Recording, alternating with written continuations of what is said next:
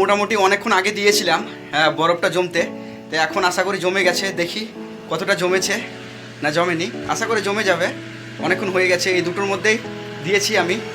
তো দুটোর মধ্যে কোনটা নেবো আমি সেটাই ভাবছি। এটা একটু বড়, এটা একটু তার মধ্যে ছোট। হ্যাঁ, এটাই নেই। হ্যাঁ, খুব একটা বড় নিয়ে দরকার নেই। এ দেখো পুরোটাই জমে গেছে, একদম পুরো বরফ হয়ে গেছে। হ্যাঁ, একটু কোনো জল নেই। খুব সুন্দর লাগছে, আর যা গরম পড়েছে গাতে দিতে খুব সুন্দর লাগছে একদম। পাত্রের মধ্যে কিছু এখন জল নিয়েছি, আরও কিছু জল নিতে হবে। তার কারণে সেটা ফুল করতে হবে। অনেকটা বড় বরফ থাকবে, বড় পাত্রর মধ্যে জলটাকে ফুল করে নিতে হবে। এখন আমি এই ছোট দেগের মধ্যে কিছু কিছু করে জল নিয়েছে এই বড় দেগের মধ্যে আমি রাখবো। তার কারণ বড় দেগটাতে অতটা জল নিয়ে আসতে পারা যাবে না।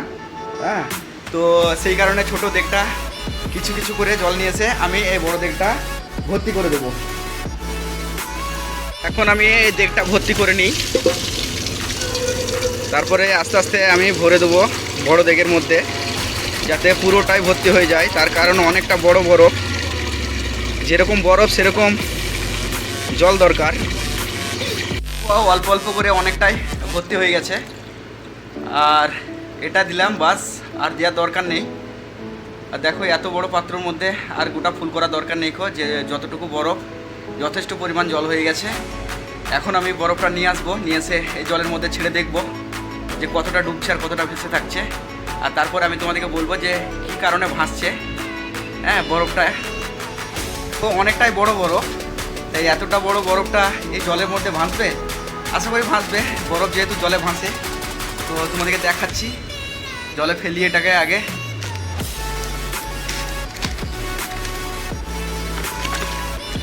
এই দেখো ভাসতে শুরু করেছে জলে। হ্যাঁ, এই যে জলে ভাসছে, দেখো কতটা ওজন, তার সত্ত্বেও ভাসছে। এই আঙুল দিয়ে টিপে ধরছি, তখন ডুবে যাচ্ছে। দেখো অনেকটাই ডুবে যাচ্ছে। হ্যাঁ, আবার ছেড়ে দিলে পরে এই দেখো উঠে যাচ্ছে। দেখো এই যে বরফটা ভাসছে, এই বরফটা কিন্তু অনেকটাই ওজন। হ্যাঁ, তার সত্ত্বেও ভাসছে জলে। তো এই জলের ভাসার কারণ হচ্ছে একটাই, যে কত বড়ই বরফ দাও না কেন জলের মধ্যে, বরফ সবসময়তেই জলে ভাসবে। তার কারণ হচ্ছে যে জলের যে ওজন, তার থেকে বরফের ওজনটা হালকা। তো বরফের ওজনটা হালকা হয় কি করে, সেটা কি করে বুঝবো? বরফ যে হালকা সেটা বোঝার কারণ হচ্ছে, যে কোনো একটা পাত্রের মধ্যে লিমিট করে জল রাখবে, যখনই বরফ করতে দেবে দেখবে লিমিট ক্রস হয়ে যাচ্ছে।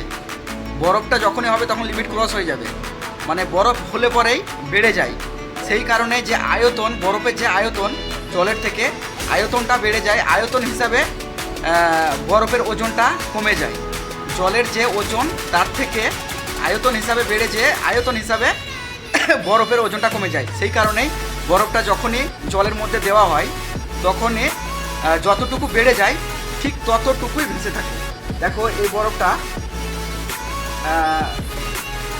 কতটা ভেসে আছে, সামান্য পরিমাণ ভেসে আছে, মানে হচ্ছে যতটুকু বেড়েছে বরফটা ঠিক ততটুকুই ভেসে আছে, তার থেকে বেশি নেই। আর বাদ বাকি দেখো অংশ জলে ডুবে আছে।